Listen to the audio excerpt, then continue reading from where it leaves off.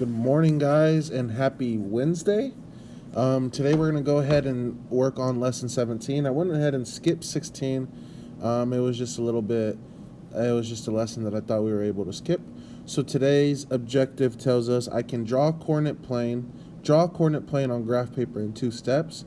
I can make reasonable choices for scales on both axes and locate and label points on graph paper when given some points as ordered pairs. All right, so what we are going to be doing today, okay, is deciding of an appropriate scale for a coordinate plane, okay? I remember in the last lesson that I taught you guys, I talked about how a coordinate plane is just a horizontal and a vertical number line intersecting each other at 0, okay? That's all it is. And when we were working with number lines earlier in the year, or actually just about a month ago when we were working with number lines, we know that we had to scale a number line depending on the numbers that they give us. So if we have the numbers 100, 150, and 200, we're not going to count up by ones on our number line. Okay, it just doesn't make sense. That's going to be way too many tick marks, too much work. So to make it easier on us, each tick mark can count for 50 or even 100, okay, or 10 or 20, just depending on how you want to break it up. Okay, and it's the same thing for coordinate planes. The x-axis, which is the horizontal axis, can be scaled differently, okay, than the y-axis. Okay, we're going to run into some problems like that. So in the opening exercise, it says draw all necessary components of the coordinate plane on the blank 20 by 20 grid provided below. Place the origin at the center of the grid, letting each grid line represent 1 unit. Okay, so I'm going to count 10 units.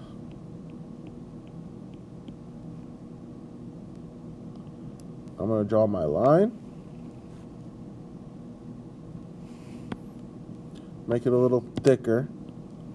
Okay, we're going to go ahead and create our own coordinate plane.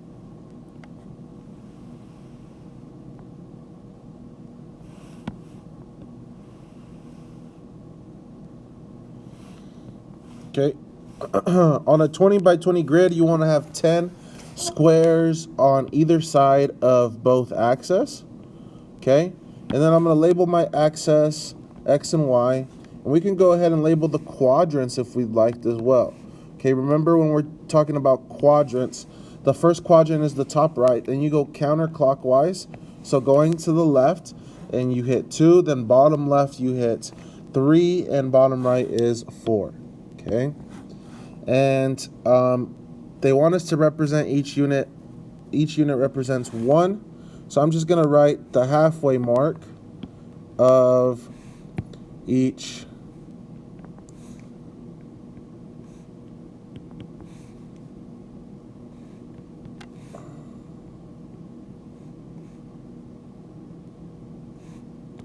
okay, just so it gives us an idea of where numbers are at. Okay, now every coordinate plane should have the x and y axis drawn using a straight edge. Okay, the horizontal axis is labeled x, the vertical is labeled y, and each axis labeled using an appropriate scale as dictated by the problem or set of ordered pairs to be graphed. Okay, so depending on the numbers in your ordered pairs that they give you, you're going to scale your x or your y axis differently. Okay, in this case, we're still counting by ones because these are the numbers that they want us to plot. Okay, so I'm going to go ahead and plot these on the number line. Okay, and I'm going to have you watch me. Okay, so the first one they want us to plot is 3 and 2. So I'm going to go over to 3 up to 2. Okay, then it was 8 and 4. I'm going to go over to 8 up to 4. Then we had -3 and 8. So I'm going to go to -3 and then up to 8. And then we had -2 and -9. It's going to go right there. 0 and 6. 0 stays in the middle up to 6. And -1 and 2. And lastly, 10, and -2. Okay, so those are the points that I wanted to plot on the opening exercise. Okay, now what if I had the ordered pair 11 and 11? Would we be able to plot that on this coordinate plane? We wouldn't, because our biggest number is 10. Okay, 11 and 11 is going to be off the coordinate plane. So when we encounter large numbers like this, or even bigger numbers like 18 and 5, okay, in this case, the x-axis is probably going to have to be scaled differently than the y. Okay, and in this case, since we have 10 lines, okay, we can scale each counting up by 2s. Okay, so our biggest number would be 20, and our smallest would be -20, and we'd be able to plot 18 and 5. Okay, so we're going to go ahead and work on another example. Okay, so these are the ordered pairs for the next exercise, or for the next example. Okay, and let's pay attention to the x's first, the x coordinates, which is the first number in our ordered pair. And none of those numbers are over 10, are greater than 10. Okay, and so what that's telling me is we can scale it by ones. Okay, the x we can scale by ones. Now the y's is a different story. Okay, we have 20, 35, -35, 10, and -40. Okay, and so looking at this, we know that we're going to have 10 units to show those, to be able to plot those numbers. Okay, so what I would do is count by 5s, and that's what we're going to do. Okay, so our x is going to be scaled by 1s, our y is going to be scaled by 5s. So let's go ahead and get started. Okay, I'm going to draw my line, make it thicker first. Okay, and then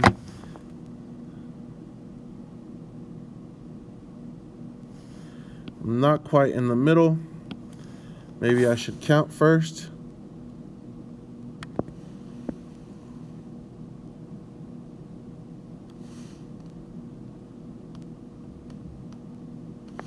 There you go. And then do my y-axis as well. I'm going to label x and y. Okay. Now, our x-axis we're going to count by 1, so the midway point would be 5 and 10, -5,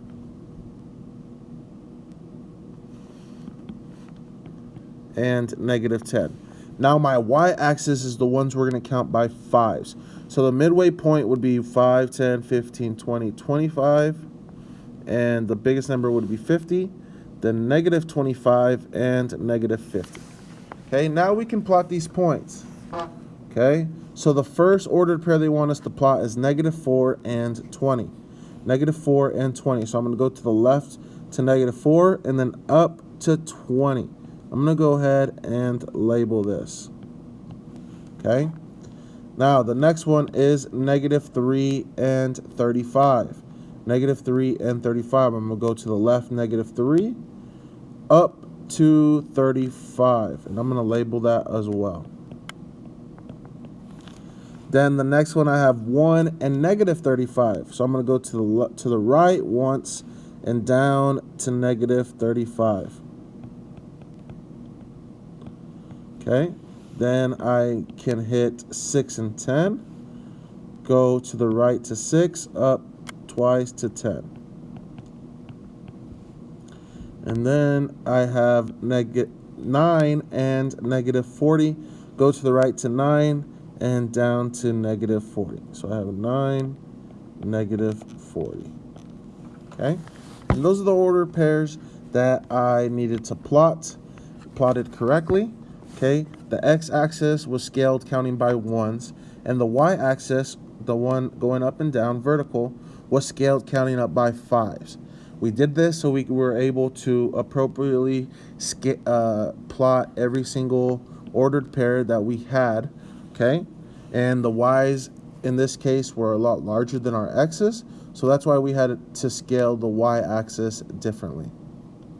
Okay, now look at these numbers. Okay, we have 0.1, 0.5, 0.1 and 4, 0.5 and 7, 0.7 and 5, negative 5, negative 0.4 and 3, and 0.8 and 1. What do you guys think we're going to scale the x's, the x coordinates by? The x-axis by? We are going to count up by tenths. Okay? Okay? For that, because none of these go over 1 and less than 1, and they're all in the tenths place. Okay? And the y's, okay, 4, 7, negative 5, 3, and 1, we can just leave as ones, counting up by ones, because there's no number bigger than 10, and then there's no number less than negative 10. Okay, so on our graph, we're just going to go ahead and plot these. Okay, get mine a little bit thicker. See if I can find the halfway mark. I think I'm good there. And then the x, the y-axis. Okay, and I am good there. Label each x and y. Okay, and I'm going to go ahead and scale it. Remember, we said the horizontal axis we're going to scale by tenths. So the midway point would be 0.5 and 1. And then negative 0.5 and 1. Okay? And then the vertical y-axis is just going to count by ones. So the midway point would be 5 and 10 and 5 and 10. Okay? Now we can plot these points. Okay, the first one they want us to plot is 0.1 and 4. So I'm going to go to the right to 0.1, up to 4, and I'm going to label it.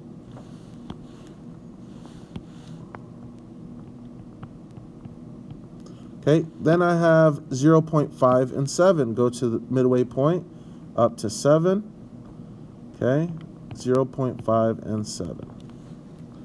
Then I have negative 0.7 and negative 5. So I'm going to go to the left is negative 0.7 down to negative 0.5.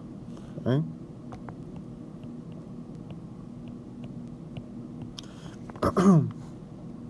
Or down to negative 5, sorry.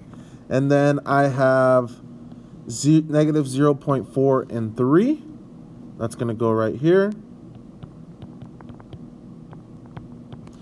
And the last one that we have is 0.8 and 1. So I'm going to go to 0.8 and up to 1. And we are good to go. So we scaled our y's, that y-axis, which is the vertical axis, by ones because there was no number bigger than 10. We scaled our horizontal axis, the x-axis, by tenths because there was no number bigger than 1 and no number less than 1, and each of the numbers was in the tenths place, okay, in our y coordinates, or in our x coordinates, and that's why we had to scale differently.